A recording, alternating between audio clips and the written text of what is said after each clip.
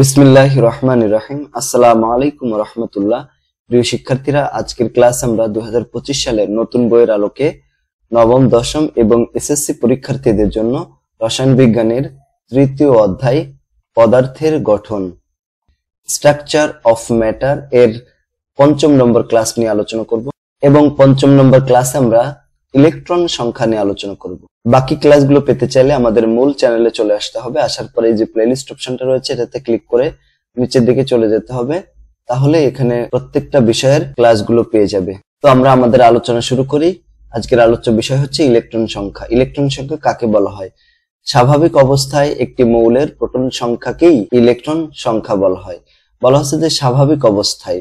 তো স্বাভাবিক অবস্থা মানে কি? স্বাভাবিক অবস্থা মানে ওই অবস্থাকে নির্দেশ করে যে অবস্থায় একটা মৌল ইলেকট্রন ত্যাগও করি নাই, গ্রহণও করি নাই।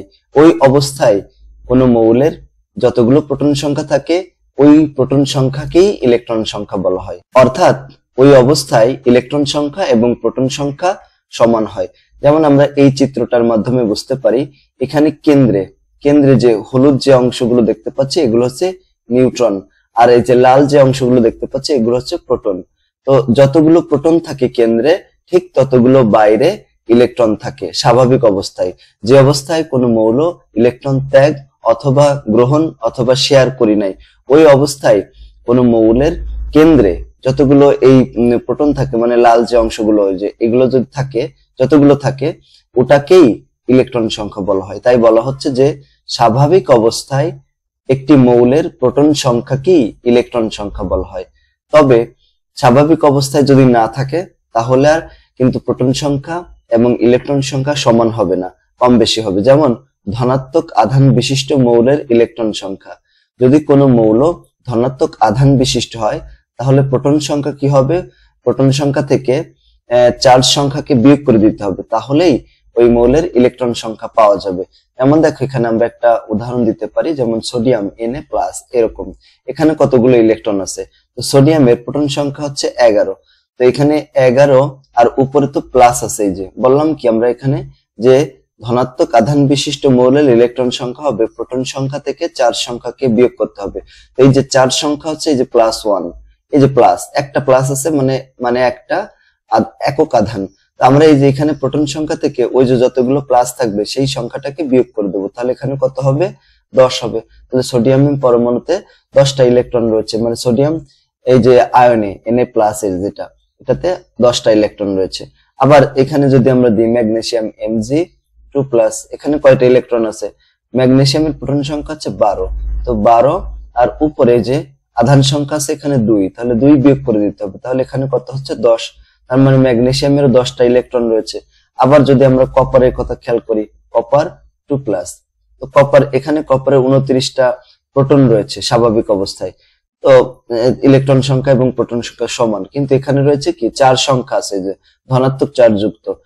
তাহলে এখানে আমাদের প্রোটন সংখ্যা থেকে এই যে প্রোটন সংখ্যা আছে 29, এখান থেকে ওই যে চার্জ সংখ্যা এটা কত? +2, এটা বিয়োগ করে দিতে হবে, তাহলে এখানে কত থাকে? 27 থাকে। এভাবেই যদি ধনাত্মক আধান বিশিষ্ট হয়, ধনাত্মক আধান বিশিষ্ট মৌলের ইলেকট্রন সংখ্যা হবে প্রোটন সংখ্যা বিয়োগ চার্জ সংখ্যা।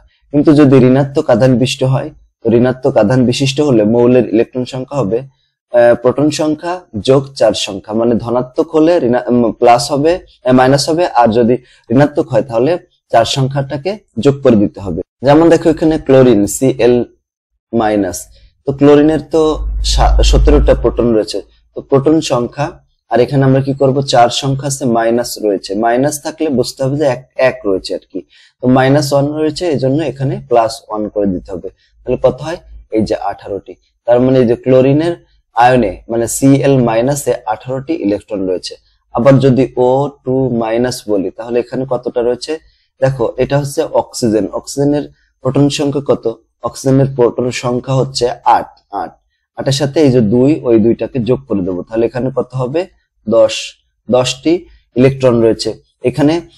যদি দেখো ঋণাত্মক আধান বিশিষ্ট মৌল হয় তাহলে ওই প্রোটন সংখ্যার সাথে এই যে অক্সিজেনের প্রোটন সংখ্যা হচ্ছে 8, তো 8 এর সাথে যতগুলো আধান থাকবে এখানে কত? -2। তো -2 থাকলে প্লাস করতে হবে, আবার প্লাস থাকলে মাইনাস করতে হবে, এটাই এখানে বলা হয়েছে। বুঝছো? তো আশা করি তোমরা বুঝতে পেরেছো, এটা তোমাদের জন্য অনেক বেশি গুরুত্বপূর্ণ। এগুলো কিন্তু আসবে পরীক্ষায়, এমসিকিউ তে আসবে, আবার এখানে সিকিউ তে আসতে পারে। যেমন এখানে Cl মাইনাস, এখানে ইলেকট্রন সংখ্যা কত হবে, যেহেতু এটা ক্লোরিন, ক্লোরিনের প্রোটন সংখ্যা হচ্ছে 17, তো 17 আর এখানে -1 রয়েছে, তো -1 থাকলে 1 যোগ করতে হবে, তাহলে এখানে 18 হয়ে গেল। তাই জন্য এখানে দেখো, এখানে ইলেকট্রন সংখ্যা হবে 18টি। আবার Na প্লাস আছে, এখানে ইলেকট্রন সংখ্যা কত হবে, ইলেকট্রন সংখ্যা হবে, যেহেতু এটা সোডিয়াম, সোডিয়ামের প্রোটন সংখ্যা আছে 11। এটা তোমরা কোথায় পাবা, এই যে এটা তুমি বুঝবা কি করে প্রোটন সংখ্যা 11। এজন্য গত ক্লাসটা তোমাকে দেখতে হবে। গত ক্লাসে আমরা এরকম একটা চার্ট দেখেছিলাম, দেখো প্রথম 30টি মৌলের নাম, পারমাণবিক সংখ্যা, প্রতীক, তারপর পারমাণবিক ভর, যোজনী, এরকম যে চার্টটা আমরা দেখেছিলাম 1 থেকে 30 পর্যন্ত, ওই মৌলগুলো থেকে আমাদের প্রোটন সংখ্যা নিতে হবে। যেমন সোডিয়ামের দেখো 11 নম্বর, সোডিয়ামের প্রোটন সংখ্যা যে এই 11, ম্যাগনেসিয়ামের কত, এই যে 12, ওখান থেকে নেওয়া, বুঝছো? এই সবগুলো কিন্তু ওইখান থেকে নেওয়া, ওই চার্ট থেকে। তো এখানে ইলেকট্রন সংখ্যা কত, এর প্রোটন সংখ্যা হচ্ছে 11, আর এখানে প্লাস রয়েছে যে একটা, তো এখানে 1 বিয়োগ করে দিলাম, কত থাকবে 10। এভাবে ম্যাগনেসিয়াম Mg2+, তো ম্যাগনেসিয়ামের কত দেখো, ওই চার্ট থেকে দেখবা, এখানে কত, এই যে ম্যাগনেসিয়ামের 12, এই দেখো এই যে 12, এই 12, এইগুলো কিন্তু আমাদের মুখস্থ করা লাগবে। তো ওই 12 থেকে 1 থেকে 30টি মৌলের মুখস্থ করলে হয়ে যাচ্ছে। তো ওই 12 থেকে এখানে দেখো যে 2+ রয়েছে, 2+, এটা বিয়োগ করে দিতে হবে, তাহলে কত হচ্ছে 10টি। আবার এখানে অক্সিজেনের ক্ষেত্রে O2- রয়েছে, তো অক্সিজেনের কত, ওই যে চার্ট থেকে দেখো, এই যে অক্সিজেনের হচ্ছে 8, এই দেখো এই যে অক্সিজেনের কত 8, ওই চার্টটা মুখস্থ করা লাগবে। প্রোটন সংখ্যা ওখানে, বা পারমাণবিক সংখ্যা যেটা, সেটাই প্রোটন সংখ্যা। এখন দেখো এখানে প্রোটন সংখ্যা হচ্ছে 8, তাই না, 8, এই যে 8 দিয়ে দিলাম, আর উপরে কি আছে 2-, তো মাইনাস থাকলে এখানে কি করতে হবে, প্লাস দিতে হবে, এখানে প্লাস দেওয়া হলো, এই যে 10টা হয়ে গেল। এভাবে আমাদের ইলেকট্রন সংখ্যাগুলো বের করতে হবে। যেমন এখানে একটা মৌল দেওয়া আছে AX2R-, এরকম, এটা আছে এরকম, A হচ্ছে এখানে, X হচ্ছে এরকম, আর 2R রয়েছে।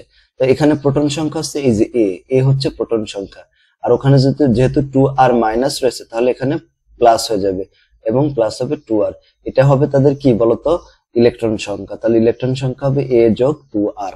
এখন ইলেকট্রন সংখ্যা জেনেছি, আর গত ক্লাসে আমরা ভর সংখ্যা ও পারমাণবিক সংখ্যা জেনেছিলাম। তো দেখো ওই ক্লাসগুলো পেতে চাইলে এখানে চলে আসবে, এই যে প্লেলিস্টে, আমাদের মূল চ্যানেলে আসার পরে যে প্লেলিস্ট অপশন রয়েছে না, এটাতে ক্লিক করবা, ক্লিক করে নিচের দিকে চলে যাবা। তাহলে দেখো এই যে রসায়ন বিজ্ঞানের 3য় অধ্যায় আছে, ওখানে ক্লিক করে 1 নম্বর পার্ট, 2 নম্বর পার্ট, 3 নম্বর পার্ট, এরকম পর্ব আকারে দেওয়া আছে, ওগুলো দেখে নেবা, খুব ভালো ক্লাসটা বুঝতে পারবে। তাহলে এখন আমরা দেখবো যে ওই একটা পরমাণুকে কিভাবে প্রকাশ করা হয় বা কিভাবে উপস্থাপন করা হয় পূর্ণাঙ্গ ভাবে। যদি একটা পরমাণুকে লেখা হয় তাহলে কিভাবে লেখা হয়, দেখো এখানে একটা পরমাণুকে এই কেন্দ্রে রাখতে হয়। এখানে মনে করো এক্স একটা পরমাণু, এটাকে এই কেন্দ্রে রাখলাম, এই জায়গায় রাখা হয়। আর নিচের দিকে ওই পরমাণুর নিচের দিকে যে এই জায়গাটায় এখানে জেড দেওয়া হয়। জেড বলতে পারমাণবিক সংখ্যা, ওই মৌলটার পারমাণবিক সংখ্যা যা, তাই এই নিচে লেখা হয়। মনে করো পারমাণবিক সংখ্যা 2, তাহলে এখানে 2 লেখা হবে। মনে করো পারমাণবিক সংখ্যা 11, তাহলে এখানে 11 লেখা হবে। তাই এখানে সংক্ষেপে আমরা জেড দ্বারা প্রকাশ করতে পারি। জেড হচ্ছে কি পারমাণবিক সংখ্যা। আর ঠিক ওই সোজায় উপরে, মানে বাম পাশের উপরে এখানে এ লেখা হয়। এ হচ্ছে পারমাণবিক ভর। পারমাণবিক ভর যা, মনে করো 2 হলে 2, 3 হলে 3, 4 হলে 4, 5 হলে 5, 23 হলে 23, এরকম।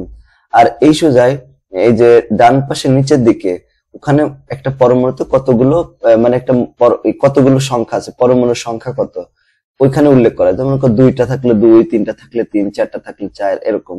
আর উপরে সোজা ঠিক উপরে এখানে আধান সংখ্যা লেখা হয় বা চার্জ সংখ্যা লেখা হয়। মনে করো প্লাস আধান বা মাইনাস আধান হতে পারে, প্লাস এম অথবা মাইনাস এম, এরকম হতে পারে। এইভাবে একটা পরমাণুকে প্রকাশ করা হয়। ঠিক আছে, এই প্রকাশ করাটা কিন্তু অত্যন্ত গুরুত্বপূর্ণ। পরীক্ষা এখান থেকে প্রশ্ন আসে, কিভাবে আসবে সেটা আমি দেখাবো এখন। আর তার আগে দেখি এই যে এটা দেখো, এই যে এক্স একটা মনে করো একটা পরমাণু বা মৌল, এক্স একটা মৌলের প্রতীক, এখানে প্রতীকটা লেখা হয় মাঝখানে, একদম মাঝখানে, এই যে মাঝখানে লিখলাম। আর এই পাশে দেখো বাম পাশের নিচের দিকে নিচেই এখানে জেড আছে। জেড হচ্ছে কি পারমাণবিক সংখ্যা বা প্রোটন সংখ্যা। প্রত্যেকটা মৌলের প্রোটন সংখ্যা তো আলাদা আলাদা আমরা জানি। এই যে এই চার্ট অনুসারে দেখো, চার্ট অনুসারে যার প্রোটন সংখ্যা যত হবে তার তত হবে। এই যে এ দেখো, মনে করো তুমি এই যে বেরিলিয়ামকে প্রকাশ করবা, দেখছো, এই বেরিলিয়ামের কথা চিন্তা করো। বেরিলিয়ামের পারমাণবিক সংখ্যা কত, এই যে 5।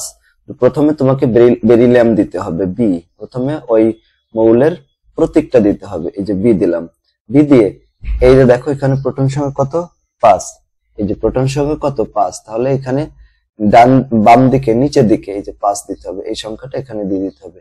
এরপরে কত দেব, এখানে দেখো ভর সংখ্যা কত এর 11, এই যে 11, ওই ভর সংখ্যাটাকে উপরে দিতে হবে যে এরকম, এই যে দিয়ে দিলাম 11।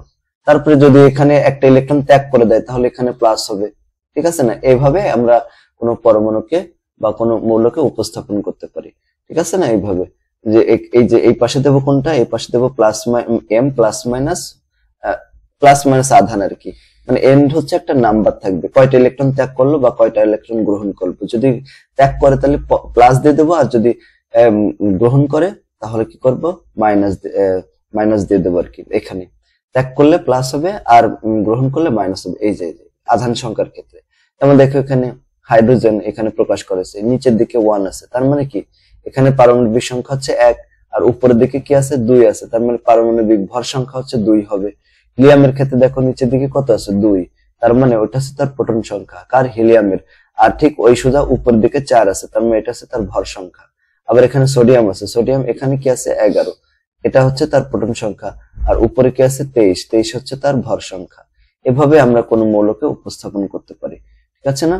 এভাবে দেখো এই যে এরকম একটা এরকম একটা পরমাণু দেওয়া আছে বা মৌল দেওয়া আছে, এইভাবে কার্বন আছে নিচের দিকে, এটা কি হবে, এটা হচ্ছে পারমাণবিক সংখ্যা বা প্রোটন সংখ্যা। আর উপরের দিকে যে এই যে সংখ্যাটা 12, এই 12টা কি, এটা হচ্ছে ভর সংখ্যা। ভর সংখ্যার ভিতরে প্রোটন আছে এবং নিউট্রন সংখ্যা আছে, দুইটা যোগফল হচ্ছে এই ভর সংখ্যা। এখন আমরা কি করব, এখান থেকে বের করব যে ভর সংখ্যা কত। ভর সংখ্যা তো এই যে দেখা যাচ্ছে 12, তাই এইভাবে লিখবো যে এখানে ভর সংখ্যা হচ্ছে 12। আর প্রোটন সংখ্যা কত, দেখো এই প্রোটন সংখ্যা আছে নিচে যে সংখ্যাটা এই কত, এখানে 6, তাই প্রোটন সংখ্যা হবে এখানে 6। আর এই ভর সংখ্যা থেকে প্রোটন সংখ্যাটাকে বিয়োগ করে দেব, বিয়োগ করলে আমরা নিউট্রন সংখ্যা পাবো। দেখো যেমন দেখো 12 থেকে যদি 6 বিয়োগ করি তাহলে কত থাকবে, আরো 6 থাকবে, তাই নিউট্রন সংখ্যা হবে এই 6। যেমন দেখো এটা তোমাদের পাঠ্য বইয়ে দেওয়া আছে, যে এই চিত্রটা এখানে এই যে সোডিয়াম, এন এর দ্বারা কি বোঝাচ্ছে, সোডিয়ামকে বোঝাচ্ছে। ঠিক তার ডান পাশে নিচের দিকে, বাম পাশে নিচের দিকে কত রয়েছে, এই যে 11, এই সংখ্যাটা হচ্ছে প্রোটন সংখ্যা বা পারমাণবিক সংখ্যা। এই যে পারমাণবিক সংখ্যা বা প্রোটন সংখ্যা, একে জেড দ্বারা প্রকাশ করা হয়। আর ঠিক ওই সোজা উপরের দিকে মানে বাম পাশে, ওই মৌলটার বাম পাশে উপরের দিকে কি থাকবে, এই যে দেখো 23 রয়েছে, 23টা কি এর ভর সংখ্যা। ভর সংখ্যা কি এ দ্বারা প্রকাশ করা হয়, ভর সংখ্যার ভিতরে প্রোটন সংখ্যা এবং নিউট্রন সংখ্যা থাকে। এরপর দেখো এই তোমাদের বইয়ে এটা দেওয়া আছে, এই যে এখানে একটা চার্ট দেওয়া আছে মৌলের প্রতীক। মৌলের প্রতীকের ভিতরে হচ্ছে হাইড্রোজেন রয়েছে, পারমাণবিক সংখ্যা প্রোটন সংখ্যা বা কত, এটা 1, জেড এর মান 1। আর পারমাণবিক ভর কত 1, ইলেকট্রন সংখ্যা কত 1, এই নিউট্রন সংখ্যা কত, এখানে মনে করো 0। তাহলে এটাকে আমরা কিভাবে উপস্থাপন করব, কিভাবে, এইভাবে ওই যে ওই মৌলটাকে, যে মৌলটার প্রতীক ওটাকে এখানে কি করতে হবে, লিখতে হবে। প্রথমে যে হাইড্রোজেন লিখলাম, দেখছো এই যে লিখলাম। আর এই ভর প্রোটন সংখ্যা কত, এই যে প্রোটন সংখ্যা 1, এই যে 1। আর এন এর যে ভর সংখ্যা কত, এখানে এটাও 1, এই যে 1 দিলাম। কেন 1 হয়, কারণ এর ক্ষেত্রে নিউট্রন সংখ্যা থাকে না, এ দেখো, তাই এ থেকে জেড বিয়োগ করে দিলাম, মানে এই যে ভর সংখ্যা থেকে প্রোটন সংখ্যা যেটা সেটা বিয়োগ করে দিলাম। 1 থেকে 1 বিয়োগ করলে তো 0 হয়ে যায় এখানে, এজন্য এর কোনো প্রোটন সংখ্যা নিউট্রন সংখ্যা নাই। নিউট্রন সংখ্যা কত, 0, বুঝছো? এখন কেন নাই বলতো, আমি এটা বলেছিলাম গত ক্লাসে। কারণ কি, ইলেকট্রন সংখ্যা এখানে দেখো প্রোটন সংখ্যা থাকে কি কেন্দ্রে, প্রোটন সংখ্যাগুলো পরস্পর পজিটিভ থাকে। এখন পজিটিভ চার্জ তো পরস্পরকে বিকর্ষণ করে দেয়, তো বিকর্ষণ করে দিলে তো কোনো পরমাণু কেন্দ্র গঠিত হতে পারবে না। এই জন্য ইলেকট্রন গুলো কি করে, কেন্দ্রে থেকে এদেরকে জোর করে এদেরকে আর বিকর্ষিত হতে দেয় না, জোর করে ওখানে পরমাণুটা মানে নিউক্লিয়াসটাকে গঠন করতে দেয়। মানে যদি কেউ বিকর্ষণ করতে, সমধর্মী চার্জ তো পরস্পরকে বিকর্ষণ করে, আমরা সেটা জানি। কিন্তু যদি কেন্দ্রে দেখো, এখানে কেন্দ্রে যতগুলো প্রোটন সংখ্যা থাকে, এই যেরকম প্রোটন থাকে এরকম, নিউট্রন সংখ্যা থাকে তার চেয়ে বেশি বা তার সমান, এই যে নিউট্রন সংখ্যাগুলো থাকে, এইটার কাজ হবে এদের ভিতরে বিকর্ষণ যাতে না হয় সেই ব্যবস্থা করা, এরকম করে। তো এই জন্য এরকম ভাবে প্রোটন সংখ্যাগুলো, নিউট্রন সংখ্যাগুলো থাকে। কিন্তু হাইড্রোজেনের ক্ষেত্রে প্রোটন সংখ্যা মাত্র একটা, যেহেতু প্রোটন সংখ্যা মাত্র একটা, এ তো আর কাউকে বিকর্ষণ করতে পারবে না, এজন্য এর ক্ষেত্রে করে নিউট্রন সংখ্যার প্রয়োজন হয় না, ঠিক আছে এটা। তারপর দেখো হিলিয়ামের ক্ষেত্রে এখানে পারমাণবিক সংখ্যা কত আছে, পারমাণবিক সংখ্যা আছে 2 এবং ভর সংখ্যা কত আছে? ভর সংখ্যা আছে 4। ইলেকট্রন সংখ্যা এবং প্রোটন সংখ্যা আছে সমান, এজন্য এখানে প্রোটন সংখ্যা 2 দিয়ে দিলাম। এখন দেখো এটাকে কিভাবে লিখবো? এই যে প্রথমে হিলিয়াম লিখলাম Ag, আর এই যে প্রোটন সংখ্যা এই যে নিচে দিয়ে দিলাম, ঠিক আছে? প্রোটন সংখ্যা নিচে দিলাম, আর এর ভর সংখ্যা কত? 4, এই যে উপরে দিয়ে দিলাম। এখন এই দুইটার ভিতরে বিয়োগ করব, ভর সংখ্যা থেকে প্রোটন সংখ্যা বিয়োগ করলাম, তাহলে এখানে কত থাকবে? 2 থাকবে। মানে এই যে 4 থেকে 2 বিয়োগ করে দিলাম, তাহলে এখানে কত থাকবে? এখানে আর 2 থাকবে, এখানে 0 হবে না, এখানে হবে 2, ঠিক আছে না? এরপর দেখো এখানে তোমাদের 41 নম্বর পৃষ্ঠায় একক কাজ দেওয়া আছে। দেখো একক কাজ পৃষ্ঠা নম্বর 41। এখানে আমাদের কি করতে হবে? ভর সংখ্যা বের করতে হবে, প্রোটন সংখ্যা বের করতে হবে এবং ইলেকট্রন সংখ্যা বের করতে হবে। এই তিনটা জিনিস বের করতে হবে। এখানে দেখো এই যে প্রথমে রয়েছে লিথিয়াম Li, এই চিত্রটা দিয়ে এরকম দেওয়া রয়েছে Li। এখন এখান থেকে আমাদের ভর সংখ্যা বের করতে হবে, প্রোটন সংখ্যা বের করতে হবে, নিউট্রন সংখ্যা বের করতে হবে এবং ইলেকট্রন সংখ্যা বের করতে হবে। এই যে এই মৌলটা, এই যে প্রতীকটা দেখে আমরা বুঝতেছি নিচের দিকে কত আছে? এখানে 3। নিচের দিকে যেটা থাকে ওটাই হচ্ছে প্রোটন সংখ্যা, তাহলে এখানে প্রোটন সংখ্যা কত হবে? 3 হবে। আর ঠিক ওই সোজা উপরে যেটা থাকবে সেটা কি? ভর সংখ্যা, আমরা জানি। তো এটা এখানে ভর সংখ্যা কত হবে? 7 হবে। আর এখন নিউট্রন সংখ্যা বের করব। নিউট্রন সংখ্যা বের করার জন্য ভর সংখ্যা থেকে এই প্রোটন সংখ্যাটাকে বিয়োগ করে দিতে হবে। তো 7 থেকে যদি 3 বিয়োগ করে দিই তাহলে এখানে কত থাকে? দেখো 7 থেকে 3 বিয়োগ করলে 4 থাকে। আর ইলেকট্রন সংখ্যা কত হবে? যেহেতু এই মৌলের দেখো এখানে কোনো চার্জ নাই, এখানে প্লাস অথবা মাইনাস কিছুই নাই, তো না থাকলে এর প্রোটন সংখ্যা যা থাকবে ওর ইলেকট্রন সংখ্যা তাই থাকবে। তো প্রোটন সংখ্যা এখানে কত? 3, তাহলে এখানে ইলেকট্রন সংখ্যাও 3 থাকবে। যদি এখানে চার্জ থাকতো, প্লাস মাইনাস কিছু থাকতো, তখন আমাদের ইলেকট্রন সংখ্যা কম বেশি হতো, প্রোটন সংখ্যা থেকে কম বেশি হতো, এই যেরকম। এরপর দেখো এটা বেরিলিয়াম Be আছে, বেরিলিয়াম আছে। এখানে নিচের দিকে দেখো এখানে বেরিলিয়ামের এই যে নিচের দিকে এখানে রয়েছে 4। তো 4 থাকা মানে কি? 4 থাকা মানে হচ্ছে সেটার প্রোটন সংখ্যা হচ্ছে এই 4, এই যে দেখো প্রোটন সংখ্যা 4। আর উপরের দিকে কত আছে? এই যে উপরের দিকে আছে 9। 9 যদি থাকে ওটা হচ্ছে ভর সংখ্যা, তাই লেখা হলো যে এখানে ভর সংখ্যা হচ্ছে 9 আর প্রোটন সংখ্যা কত? 4। এখন নিউট্রন সংখ্যা কত হবে? নিউট্রন সংখ্যা বের করার জন্য এই ভর সংখ্যা থেকে প্রোটন সংখ্যাটাকে বিয়োগ করে দেওয়া হয়। তো বিয়োগ করে দিলাম, তাহলে কত হলো? 9 থেকে 4 বিয়োগ করলে কত থাকে? 5 থাকে। আর ইলেকট্রন সংখ্যা কত হবে? যেহেতু এই মৌলের ক্ষেত্রে দেখো, এই মৌলটার ক্ষেত্রে দেখো এখানে উপরে কোনো প্লাস বা মাইনাস কিছুই নেই। যদি প্লাস মাইনাস না থাকে তাহলে এর প্রোটন সংখ্যা যা হবে, অর্থাৎ পারমাণবিক সংখ্যা যা হবে, এখানে কত? এই যে 4। ইলেকট্রন সংখ্যাও 4 হবে, এই যে দেখো, তার জন্য ইলেকট্রন সংখ্যা 4 লেখা হলো। এখন এখানে আমরা কতগুলো এক্সট্রা কতগুলো মৌল দেখবো যাদের ইলেকট্রন সংখ্যা, প্রোটন সংখ্যা এবং নিউট্রন সংখ্যা আমাদের বের করতে হবে। দেখো এখানে ইলেকট্রন সংখ্যা, তারপরে প্রোটন সংখ্যা ও নিউট্রন সংখ্যা বের করো। এইভাবে যদি তোমাদের পরীক্ষায় আসে তাহলে তুমি কি করবা, কিভাবে এটা বের করবা সেটা দেখবো আমরা। যেমন দেখো এখানে ভর সংখ্যা কত? উপরে যে সংখ্যাটা আছে এই যে 27 যে সংখ্যাটা আছে ওইটা হচ্ছে ভর সংখ্যা। আর এখানে প্রোটন সংখ্যা কত? প্রোটন সংখ্যা হচ্ছে এই যে নিচের দিকে যেটা আছে 13, এটা হচ্ছে কি এখানে এর প্রোটন সংখ্যা, এই দেখো। তাই এখানে লেখা হয়েছে যে প্রোটন সংখ্যা 13। এখন নিউট্রন সংখ্যা কি বের করব? কিভাবে নিউট্রন সংখ্যা বের করতে ইজি, সেটা হচ্ছে এই যে ভর সংখ্যা থেকে, ভর সংখ্যা কত? এখানে 27 থেকে এই যে প্রোটন সংখ্যা বা হচ্ছে পারমাণবিক সংখ্যা এখানে কত? 13। 27 থেকে 13 বিয়োগ করলে কত হবে? 14। এটা এখন এটা তো পারলাম, এখন ইলেকট্রন সংখ্যা বের করতে হবে। এখানে খেয়াল করো, এখানে প্লাস কত আছে বলতো? 3 প্লাস আছে, মানে 4 সংখ্যা আছে 3, আবার প্লাস আছে। তো এখানে প্রোটন সংখ্যা থেকে এটা বিয়োগ করে দিতে হবে, যেহেতু প্লাস আছে তাই মাইনাস করে দিতে হবে। কত? 13টা। আর ওখানে কয়টা আছে? কয়টা প্লাস আছে? দেখো এই যে আধান সংখ্যা কত? আধান সংখ্যা কিন্তু এখানে আধান সংখ্যা যে এটা, এই যে প্লাস কত? এখানে 3 প্লাস আছে বা 3 প্লাস রয়েছে এরকম, ওইটাই হচ্ছে কি বলতো?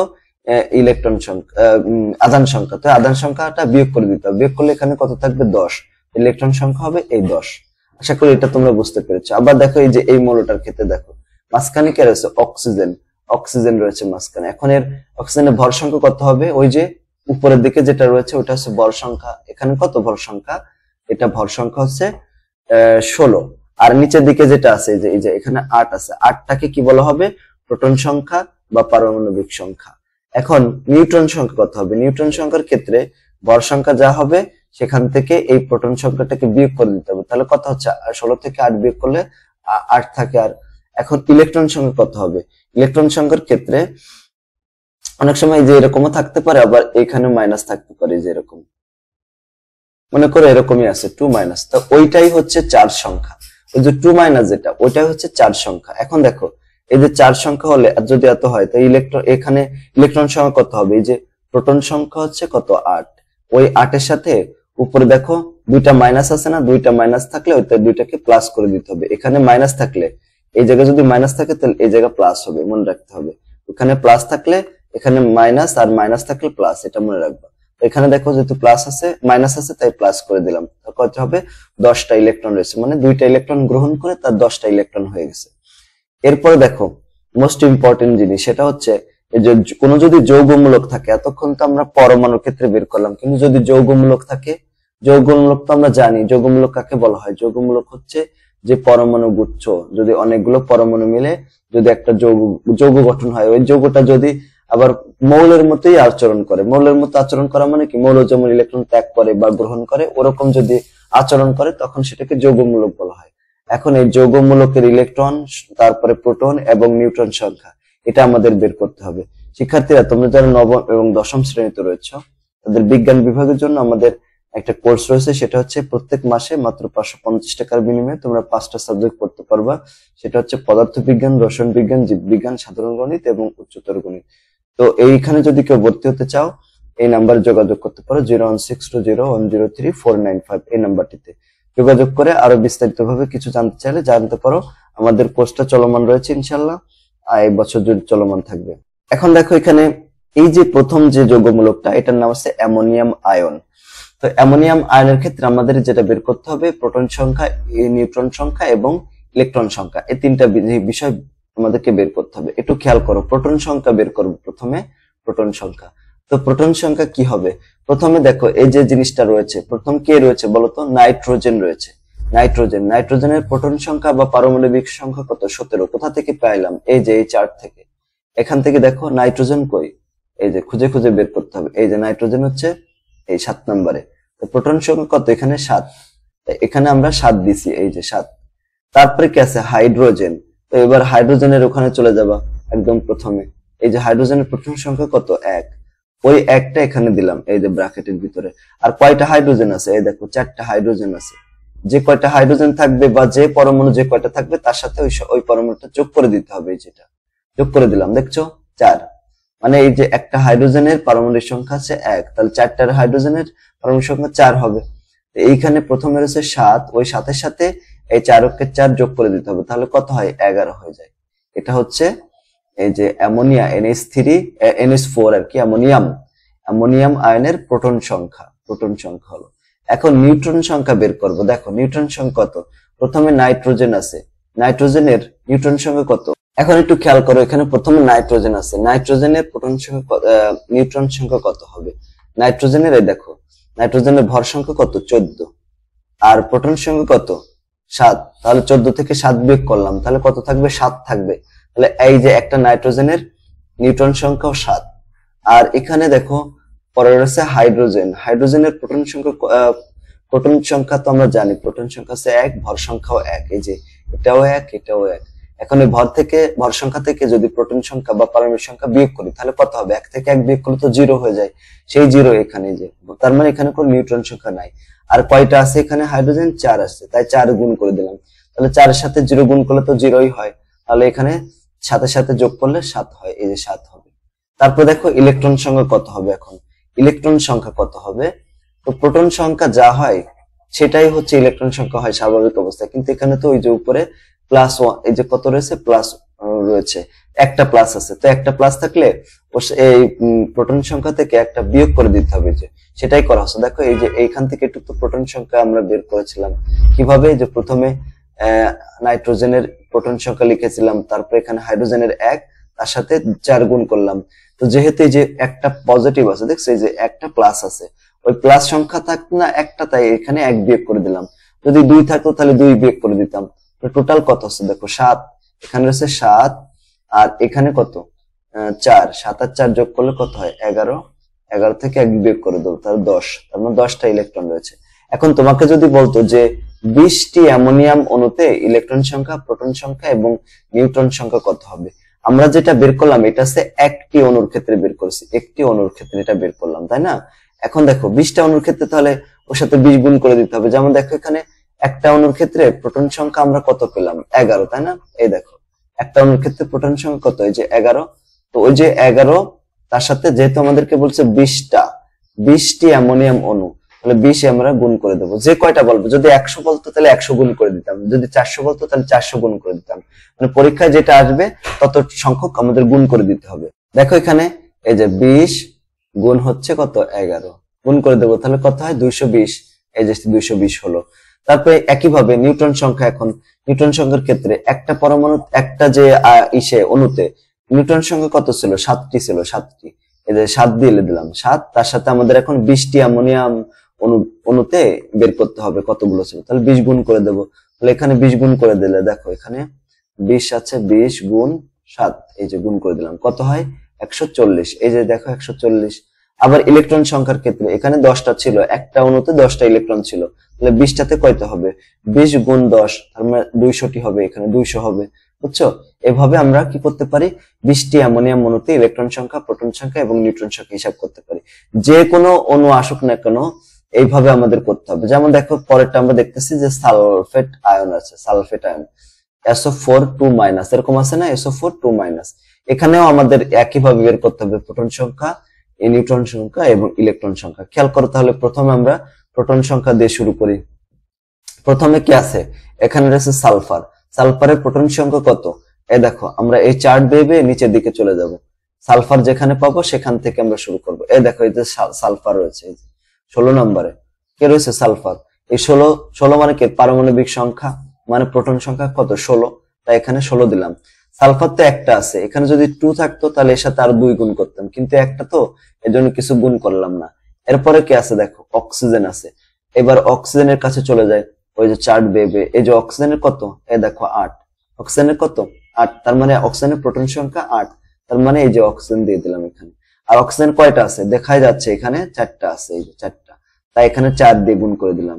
এখন যদি আমরা এটা হিসাব করি, প্রথমে 8 গুণ 4, তাহলে 4 এটা কত 32, তার সাথে এখানে এই 16 যোগ কত হয় 48টা, তার মানে 48টি কত রয়েছে, কি রয়েছে বলতো, প্রোটন রয়েছে, 48টি প্রোটন রয়েছে, প্রোটন সংখ্যা রয়েছে। তো এটাই 48টা হয়ে গেল। এখন নিউট্রন সংখ্যা কত হবে, তো সালফারের ক্ষেত্রে নিউট্রন সংখ্যা কত দেখো, এই যে সালফার তো পারমাণবিক ভর হচ্ছে 32, এই যে এই দেখো 32, আর এখানে সংখ্যা কত, পারমাণবিক সংখ্যা 16। তো 32 থেকে 16 বিয়োগ করলে কত হয় 16, তার মানে নিউট্রন সংখ্যা 16 হবে, ওই 16 দিলাম। আর অক্সিজেনের ক্ষেত্রে দেখো, অক্সিজেন, এই যে অক্সিজেনের ক্ষেত্রে পারমাণবিক যে ভর, এই যে ভর হচ্ছে 16 থেকে পারমাণবিক সংখ্যা কত 8, 16 থেকে 8 বিয়োগ করলে আরো 8 থাকে, তো ওই 8 এখানে দিয়ে দিলাম, এই যে দেখো 8, মানে প্রোটন এর যে নিউট্রন সংখ্যাও 8, তো এই 8 এর সাথে 4 গুণ করব, তাহলে 32 আর হচ্ছে 16 যোগ করলে 48 হয়। এটাই অ্যান্সার, খুবই ইজি, এভাবেই করতে হবে। এরপরে ইলেকট্রন সংখ্যা বের করব। তো ইলেকট্রন সংখ্যার ক্ষেত্রে যতগুলো, এই যে দেখো প্রোটন সংখ্যা এখানে কত হয়েছে 48, আর এখানে এই যে দেখো 2টা মাইনাস রয়েছে, তো 48, আর আমরা কি জানি যে এখানে মাইনাস থাকলে এখানে প্লাস হয়ে যাবে, আর এখানে যে সংখ্যাটা এখানে বসে গেল, কত হবে তাহলে দেখো 50টি, তাই না? ইজি। ইলেকট্রন সংখ্যা যা হবে, প্রোটন সংখ্যা বের করার জন্য আমাদের কি করতে হবে, এই যে চার্জ সংখ্যাটা এখানে যেহেতু মাইনাস রয়েছে, মাইনাস থাকলে এখানে প্লাস করে দিতে হবে, আর এখানে যদি প্লাস থাকতো তাহলে এখানে অবশ্যই মাইনাস করে দিতাম, কিন্তু মাইনাস আছে তাই এখানে প্লাস করে দিতে হবে। ঠিক আছে, এইভাবে আমাদের একে বের করে দিতে হবে। এই যে এখানে ইলেকট্রন সংখ্যা কত হলো 50টা। এখন ও একইভাবে ওইটার মতো প্রশ্ন আসতে পারে যে 20টি সালফেট অণুতে ইলেকট্রন সংখ্যা, প্রোটন সংখ্যা এবং নিউট্রন সংখ্যা বের করো। তাহলে আমরা কিভাবে করব, দেখো খুবই ইজি, কোনো বিষয় না। এই যে আমরা যেটা বের করলাম এতক্ষণ, এটা তো একটা অণুর ক্ষেত্রে বের করেছি, তো জাস্ট ওইটার সাথে আমাদের 20 গুণ করে দিতে হবে। যেমন প্রোটন সংখ্যা আমরা পেয়েছি 48, তো ওই 48 সাথে 20 গুণ করে দেবো। দেখো 48 এর সাথে যদি 20 গুণ করে দেয়, 48 গুণ হচ্ছে এই যে 20 বা 20, কত হয় এখানে 960 হয়, এই যে 960। তারপরে নিউট্রন সংখ্যা দেখো, এখানে নিউট্রন সংখ্যা কত পেয়েছিলাম 48, সেই 48 তার সাথে যেহেতু আমরা 20টি মৌলের 20টি সালফেট অণু বের করবো, এর জন্য 20 গুণ করে দিলাম। একইভাবে এখানেও 960 হয়। আবার এখানে দেখো ইলেকট্রন সংখ্যা কত ছিল 50টি, এই যে 50টির সাথে এই 20 গুণ করে দেবো, তাহলে 50 গুণ 20, 50 গুণ হচ্ছে 20, তাহলে কত হয় যে 1000টি হয়ে যায়, তাই না? তোমরা একটা কাজ করবা, তোমাদের একটা বাড়ি কাজ দিই, সেটা হচ্ছে CO3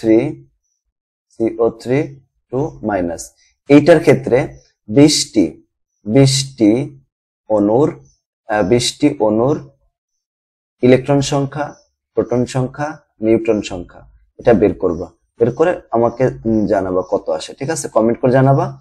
আর আমাদের তো একটা ফেসবুক গ্রুপ রয়েছে, ফেসবুক গ্রুপটার নাম হচ্ছে ফিজিক্স ফর সোল কালিয়া, এইটা সার্চ দিয়ে ওখানে যুক্ত হয়ে ওখানে সবাই দেখবা যে নোট শেয়ার করে, যারা আমার কাছে অনলাইনে পড়ে তারাও শেয়ার করে, আবার ইউটিউব থেকে যারা ক্লাস করে তারাও ওখানে শেয়ার করে, তোমরা চাইলে ওখানে শেয়ার করতে পারো নতুন হয়ে থাকলে।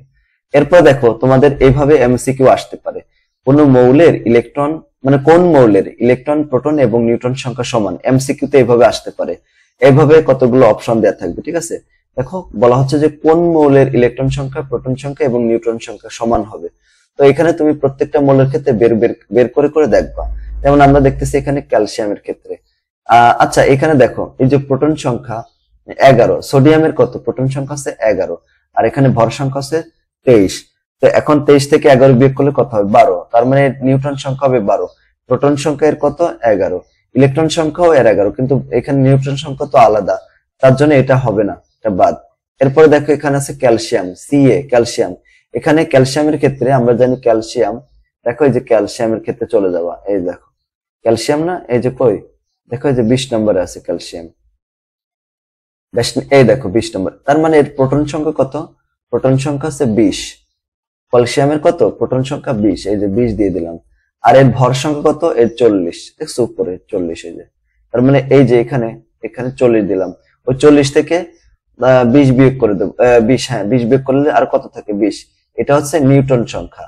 আর এই যে 20 এটা কি প্রোটন সংখ্যাও কত এর 20, বা জেড দ্বারা প্রকাশ করতে পারি, এটা হচ্ছে নিউটন। আবার যেহেতু এটা এর উপরে দেখো এখানে প্লাস বা মাইনাস কিছু নাই, তার মানে এটা স্বাভাবিক অবস্থায় আছে, স্বাভাবিক অবস্থায় থাকলে কি করতে হবে, ওখানে ইলেকট্রন সংখ্যা সেম হবে, 20টাই হবে। আমাদের বলছে না যে ইলেকট্রন সংখ্যা, প্রোটন সংখ্যা এবং নিউট্রন সংখ্যা সমান, তাহলে এটা হবে ক্যালসিয়াম। দেখো ক্যালসিয়ামেরই প্রোটন সংখ্যা 20, আর নিউট্রন সংখ্যা ভর সংখ্যা থেকে 20 বিয়োগ করে দেবো, তাহলে 20 থাকে, আর ইলেকট্রন সংখ্যাও 20 থাকে, এটাই, বুঝছো? আচ্ছা, তো আমাদের দেখো ইলেকট্রন সংখ্যা সম্পর্কিত যত জটিল বিষয়গুলো ছিল সবগুলো নিয়ে আলোচনা করা শেষ। তোমরা দেখবা যে তোমাদের টিচাররা এত কিছু তোমাদের শিখায় কিনা, তাই না? এখন দেখো Na প্লাস বলতে কি বোঝায় ব্যাখ্যা করো, এভাবে যদি পরীক্ষায় আসে, এভাবে আসতে পারে, সৃজনশীলের খ নম্বরে এটা আসবে, ওকে। আর সংক্ষিপ্ত প্রশ্ন এগুলো আসে, যেমন দেখো Na প্লাস সংকেতটি দ্বারা সোডিয়ামের একক ধনাত্মক আয়নকে বোঝানো হয়েছে। এখানে এইটা ক্যাটায়ন, ক্যাটায়ন মানে কি ধনাত্মক চার্জযুক্ত আয়নকে ক্যাটায়ন বলা হয়। ক্যাটায়নের চার্জ কত, এখানে এই দেখো চার্জ হচ্ছে এই যে +1, তাই এখানে +1 দেওয়া হয়েছে। এই যে এখানে সোডিয়াম, সোডিয়ামের প্রোটন সংখ্যা তো আমরা 11 জানি, তো এই যে এই 4 থেকে জানি, দেখো এই যে 11টা বসিয়ে দিলাম, ঠিক আছে, ওটাই এখানে দিয়ে দিলাম। এই দেখো প্রোটন সংখ্যা হচ্ছে 11, এবং ইলেকট্রন সংখ্যা তাহলে কত হবে, যেহেতু 4 সংখ্যায় যে পজিটিভ আছে, তো প্রোটন থেকে ওই 4 সংখ্যাটাকে বিয়োগ করে দিতে হবে, তাহলে 10টা থাকে। আর ভর সংখ্যা কত হবে, ভর সংখ্যা হচ্ছে প্রোটন সংখ্যা যোগ নিউট্রন সংখ্যা, এখানে কত 23, 23টা কোথায় পাইলাম, এই দেখো এই যে এটা 23, এই দেখো এখানে 23, ওই 23টাকে এখানে বসিয়ে দিলাম। আর তাহলে নিউটন সংখ্যা কত হবে, এই যে 23 থেকে এই যে এর প্রোটন সংখ্যা যেটা 11টা বিয়োগ করলাম, তাহলে কত থাকবে 12টি, এটা হবে কিসের মান, Na প্লাস এর মান। মানে এত এই যে প্লাস বলতে আমরা এইগুলা বুঝি, বুঝছো, এই বিষয়গুলো তোমরা এখানে লিখে দিবা এইভাবে। তারপর দেখো একটা পরমাণুর আধান নিরপেক্ষ হয় কেন, কোন একটা পরমাণু কেন আধান নিরপেক্ষ হয়। পরমাণু হচ্ছে আধান নিরপেক্ষ বা চার্জ নিরপেক্ষ স্বাভাবিক অবস্থায়, কেন, কেননা পরমাণুতে যে কয়টা প্রোটন থাকে ঠিক সেই কয়টি ইলেকট্রন থাকে। মনে করো এখানে সোডিয়াম আছে Na, এখানে প্রোটন সংখ্যা 11 আছে, তাহলে এখানে ইলেকট্রন সংখ্যাও 11 হবে। কেন, কারণ দেখো এখানে প্লাস বা মাইনাস কিছুই নাই, আছে যদি না থাকে ওই অবস্থায়, মানে স্বাভাবিক অবস্থায় কোন পরমাণুর কি থাকে, ইলেকট্রন সংখ্যা এবং প্রোটন সংখ্যা সেম থাকে। তো ইলেকট্রন সংখ্যা এবং প্রোটন সংখ্যা সেম থাকার কারণে আধান নিরপেক্ষ হয়। প্রোটন ধনাত্মক আধান বিশিষ্ট আর ইলেকট্রন আছে ঋণাত্মক আধান বিশিষ্ট, যার ফলে পরমাণুর সামগ্রিক চার্জ কত হয়, 0 হয়, অর্থাৎ চার্জ নিরপেক্ষ হয়। যেমন দেখো এখানে 11টা কি আছে বলতো, প্রোটন আছে, তাই আমরা +11 লিখতে পারি। আর ইলেকট্রন রয়েছে কয়টা, 11টি, তো -11 লিখতে পারি, কারণ ইলেকট্রনের চার্জ কত মাইনাসের জন্য, তাই এখানে যোগ করলে কত হবে 0 হয়ে যাবে, কারণ এই জন্য এর চার্জ শূন্য হয়ে যায়। এরপরে দেখো পরমাণু কখন আধানগ্রস্ত হয় বা আধানগ্রস্ত হয় কখন। এই যে আমরা এতক্ষণ তো বললাম যে আধান নিরপেক্ষ, মানে আধান শূন্য থাকে, কিন্তু কখন চার্জ থাকবে বা হচ্ছে আধান থাকবে। আধান নিরপেক্ষ পরমাণুর কেন্দ্রে প্রোটন সমূহ আবদ্ধ থাকে আর নিউক্লিয়াসের চারদিকে ইলেকট্রন গুলো ঘুরতে থাকে, তাই না? ওই যে আমরা একটা চিত্র দেখলাম এর আগে, এই যে এই চিত্রটার কথা বলছিলাম, ঠিক আছে? দেখো এখানে এই যে ইলেকট্রন গুলো আছে, এইগুলা ইলেকট্রন গুলো এই কক্ষপথে ঘুরতে থাকে এইভাবে। তাই এখানে এটাই বলা হচ্ছে যে কি বলে, আর নিউক্লিয়াসের চারদিকে ইলেকট্রন গুলো ঘুরতে থাকে। পরমাণু তার কেন্দ্রে তার কক্ষপথে ঘূর্ণমান ইলেকট্রন ত্যাগ বা কক্ষপথে ইলেকট্রন গ্রহণ করতে পারে। এক্ষেত্রে যোজ্যতা স্তরের প্রয়োজনীয় সংখ্যক ইলেকট্রন বর্জন করে এবং যোজ্যতা স্তরে ইলেকট্রন কি করে, গ্রহণ করে অন্য পরমাণুর সাথে বন্ধন গঠন করে। যোজ্যতা স্তর হচ্ছে বাইরের স্তরটাকে বলা হয় যোজ্যতা স্তর। যেমন দেখো বাইরের সেলে কয়টা ইলেকট্রন থাকলো সেটা তার যোজ্যতা স্তর। যেমন দেখো এখানে কোন মৌলের, এই মৌলটার বাইরের সেলে মাত্র একটা ইলেকট্রন আছে, যদি একটা ইলেকট্রন থাকে তাহলে সে করবে কি, ওই এক ইলেকট্রন ত্যাগ করে দিয়ে দেয়। ত্যাগ করলে ওটা বাদ হয়ে যায়, তার পরবর্তী যেখানে দেখো 1 2 3 4 5 6 7 8টা ইলেকট্রন থাকে, তো তখন নিরপেক্ষ হয়ে যায়, এই জন্য আর কি। তো এখানে ইলেকট্রন গ্রহণ করে অন্য পরমাণুর সাথে বন্ধন গঠন করে। আবার যদি কারোর 4 এর বেশি থাকে তাহলে সে কি করে, 4 এর বেশি থাকলে কি করে, দেখো মনে করো একটা মৌলের শেষ কক্ষপথে 4টা ইলেকট্রন আছে, 4টা ইলেকট্রন আছে, তার 8টা থেকে ওই 4 বিয়োগ করলে কত হবে, 4। এই 4টা ইলেকট্রন সে গ্রহণ করবে অথবা কারোর সাথে শেয়ার করবে। আবার কোন মৌলের শেষ কক্ষপথে 5টা ইলেকট্রন থাকলে সে কি করবে, এই 3টা ইলেকট্রন সে কারো কাছ থেকে শেয়ার করবে অথবা কার কাছ থেকে 3টা ইলেকট্রন গ্রহণ করবে। কারণ কোন মৌলের শেষ কক্ষপথে যদি 6টা থাকে তাহলে 8টা থেকে সে 6 বিয়োগ করবে, তাহলে কত, 2টা ইলেকট্রন হয়তো কারোর সাথে গ্রহণ করবে কারোর কাছ থেকে অথবা শেয়ার করবে।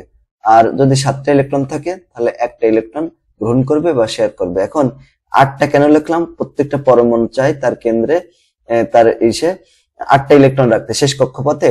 এই যে শেষ কক্ষপথ বলতে এই যে এখানে দেখো, এই যে এটা এখানে 8টা ইলেকট্রন রাখতে, 8টা ইলেকট্রন রাখলে সে নিরপেক্ষ হয়ে যায়। এই জন্য প্রয়োজনীয় সংখ্যক, এই জন্য বলা হয়েছে যে প্রয়োজনীয় সংখ্যক, দেখছো এই যে প্রয়োজনীয় সংখ্যক ইলেকট্রন বর্জন করে বা যোজ্যতা স্তরে ইলেকট্রন গ্রহণ করে অন্য পরমাণুর সাথে বন্ধন গঠন করে।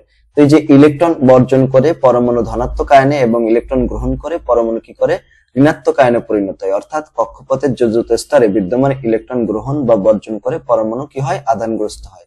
এখানে বলা হচ্ছে না যে পরমাণু কখন আধানগ্রস্ত হয়।